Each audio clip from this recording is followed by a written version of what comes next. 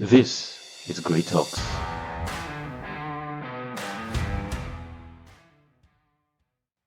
Hi guys, welcome to Great Talks with Ebuka. I welcome you guys, and for my very good listeners, I appreciate you guys. You guys are the real MVP. And yes, if you're just joining us, welcome to the fold. Welcome to the fold. This is Great Talks, and of course, I'm your host Ebuka. This is a platform where we talk about meaningful conversations. When we have meaningful conversations, we talk about life, we talk about love, we talk about growth, we talk about faith. We most especially look at the gray areas in black and white. So, welcome to the vote. Don't forget to like, to follow, to share, to subscribe. And I promise you, you're going to have a very good time. Today's conversation is a very interesting one. I always say that the conversations I have are very interesting. However, this wasn't the conversation I was supposed to have with you guys today. But I saw this somewhere online and I decided to hop on the conversation. It was a trend somewhere. It was a conversation somewhere. And if you're someone who loves cruise online, if you just live for the cruise and all of that, you're going to have a very serious issue with my take on this conversation. But like I said, if you stay till the end, you're going to like it. You're going to enjoy the conversation if you stay till the end. So I'm going to just read out the conversation to you. Just stay with me, okay? So for the sakes of naming, I'm going to say boy and a girl. So there's a girl and then there's a boy. So the first girl, it's a trend, so it's a conversation. So the first girl goes, this is how it starts. The first girl. I was 17 when Buhari won. I will be over 30 when Tinubu finishes his tenure. My most productive years will come and go with nothing but complaints to show for it. Now the boy goes, you make and choose your productive years. It has nothing to do with the government. The girl goes again. You are an Arsenal fan. You are bound to not understand the things regarding success. The boy goes, keep dropping quotes while your productive years go down the drain. The girl goes, there is a higher tendency of me making it than you seeing your club lift Champions League trophy. End of quote. And the first time I saw this, I went, but why? Why? No, just why? What did Arsenal do to you? But then I had to take a chill pill. I had to look back. I had to sit back and understand. So apparently, from the boy's name and from the boy's picture, most likely the girl also went to, you know how before you reply to somebody, you must have gone to their page, see who this person is before you reply, see how to tackle them. This is where the conversation I'm going to be having with you will start. Now, there is a very thin line between having to know where a very good conversation is about to start and having to know where you have to bring up your arsenals and your defense mechanism. The vile nature of humans' vulnerability was what just played out here. Now, when this particular conversation was taking place, and in my thought process, I'm thinking, what was the mentality of this lady in this conversation? What was the mentality of the guy in this conversation? Now, first of all, when the guy had his comment made, his comment was made with regards to helping the lady understand certain things or certain parameters when it comes to productivity. That's just my view. The guy was trying to make the lady understand certain parameters when it comes to productivity. But here's the plot twist. Like I said earlier, the vile nature of every human's vulnerability was what was played out here. There is a certain vulnerability about that particular lady that gave her the tendency to want to win over an argument other than engage in a very meaningful conversation, which shows the need, a severe need for validation, the nature of her personality to see that she should not be questioned for something she put. Now, of course, she put something online. You have every right to decide to comment or to decide not to comment. But here is a very innocent. I actually felt like the conversation was innocent from the start. I would have felt like there is a different trajectory that conversation would have gone. I never expected that conversation would have gone in that trajectory. There is a certain nature of man to see the need not to be questioned. That you don't have to question what I post. You don't have to question.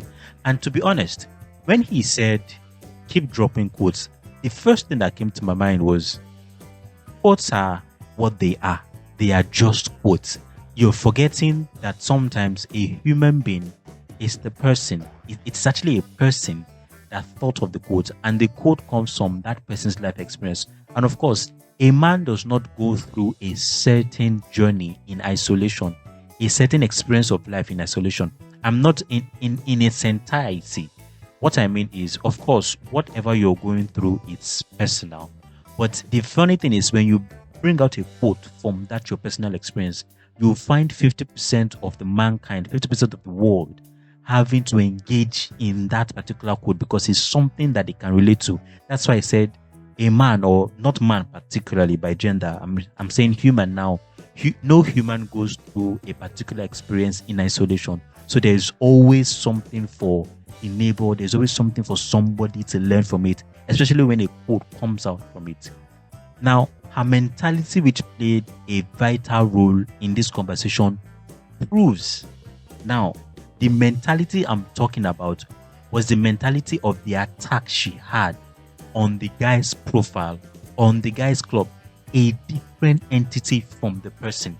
Now, it's amazing how this conversation went from the productivity of her life, what she was talking about, to an entity that has no connection with this conversation, with either the guy. In fact, the funny thing is, from what I can see from the trend, the guy has a verified page. Most likely he has maybe followers. Most likely he has things. I'm just saying, most likely he has things going for him. Now, by the way, if she says, I will be above 30 when Tinubu finishes her tenure, I think Tinubu's tenure would be next 2 years, I think. So by virtue of calculation, she's probably 28, 29, most likely over 30 when he finishes his tenure. It means that, and now here's the thing, there is no particular yardstick to growth. Whether it's a small nature or it's a large format, there is no particular yardstick to growth. Whether it took her 10 years to realize certain things, because I'm saying from 17 to 27, let's just give or take 27, let's just say she's 27 currently. Let's just say 10 years. There's no yardstick to growth. If it was 10 years it took her to get to a certain level, she's learning. She would keep learning. But I can assure you, with the kind of mentality that she has currently, from this conversation, it means that she has a long way to go. Now, if she perceived that comment, the first comment that says, you make or choose your productive years, although that particular statement can also be very flawed, because we live in a country where the country can easily make you not to be productive in certain ways. You can try, but not to be productive. But I think the caveat to that conversation was where she said, nothing productive but complaint. It means you're saying that there is no atom of 1% growth in that 10 years that you've started doing a certain, maybe you went into a business or a venture.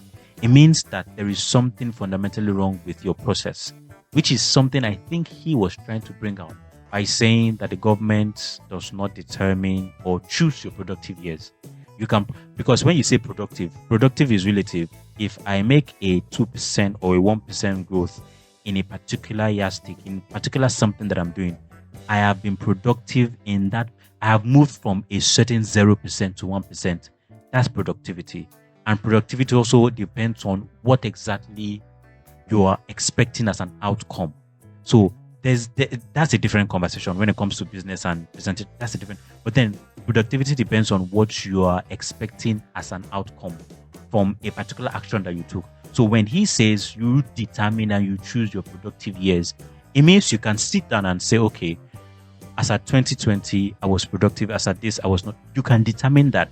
But for her to say that it is based off of the government's intervention or because of the government that has been in place 10 years, you have not been productive. And I believe that was the reason why he made that comment. She kept, and it's amazing. I'm sorry, but I'm just keep saying something. She kept attacking the club, a football club, leaving out the key element of the conversation. Let me tell you how I would have thought that that conversation would have gone. And now here's the thing.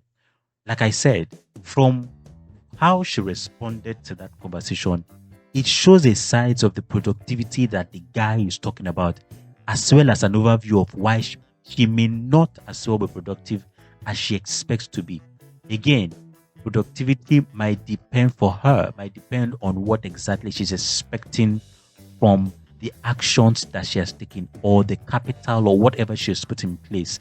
Whatever expectations she's expecting are the productivity that she expects. This is how I thought the conversation would have gone. From the part where the guy says you make or determine the productive years that you have, not the government. What she could have said is, oh, the government provides, have a meaningful conversation. The government implements laws, there's a certain tax in place, there's certain things in place that keeps a man down or that makes a business not to grow or something. Have a conversation, but then you left the whole, in fact, you left him as a person. It almost felt like, here's the thing, it almost felt like she did not have a particular thing to hold on to that person in order to attack. Imagine if you saw the person, say, the person was not verified, and the person who is speaking or who replied to her particular post was not in a very, you know how you put out pictures, you think it's cool, but then the picture is not so cool. Maybe he's bowed, or maybe he's, but then she probably must have looked at his profile and saw nothing else to go over him other than the football club that he's supporting. To a large extent, no matter how much you want to criticize Arsenal, Arsenal is also bigger than her who is speaking. Do you understand now? Do you understand where I'm coming from? Where you leave the key element of the conversation that you should have and have something. In fact, for the guy to even drop that particular quote or that particular statement, it's suppose that he understands a thing or two about productivity, or he understands a thing or two about business, which is easy for her to have said, okay, pick his brain. Understand? There's a way you would hear somebody speak about something and you want to know, okay, what about these things? What about if I tell you these particular factors that affected my productive years? Would you tell me this? Would you tell me that? Have a meaningful conversation. It will be more difficult if you have a disposition to want to win an argument. You want to be a keypad warrior. You want to go for the rules. You want to go for other than. I am just looking at several ways to which that conversation would have gone. Now, I also would have thought that immediately I mentioned that for your productive years, it's not determined by the government. You determine it. And then she says, for somebody who supports Arsenal, you have no understanding of success. Honestly, if I was the guy, I would have left that conversation as at that point, because it simply shows me an understanding of the kind of mentality that you have towards your vulnerable state. Because in truth, she was vulnerable. In that particular state, she was vulnerable. And the fact that she kept on attacking the club, like I said, shows a severe need for validation. There is also something that caught my attention. The fact that she mentioned towards the last part where she says, there is every tendency that I make it than your club lifting a Champions League. It most likely means, this is just it all. It most likely means that she has not made it yet. She has not made it yet. It means that her productive years genuinely is in question. It means also that she has the tendency to not make it, because the nature of that conversation tilted towards Arsenal as a football club, meaning that Arsenal would take a long time before. I don't know if you're getting, just follow me with this conversation. It means that if by virtue of what she's saying that Arsenal would, because it's a football club, what are the probabilities that Arsenal would lift a Champions League trophy? They've not lifted it in, say, 20 years or so. Let's give or take 20 years. Give or take 20 years. It means in the next 20 years, they may not lift it, or in the next 10 years, they may not lift it. In the next 5 years, they may not lift it. It does mean that, like she says, when when Tinubu finishes his tenure, she'll be over 30. I don't know which tenure she's talking about because he's just done his first tenure. It means he's going to do his second tenure.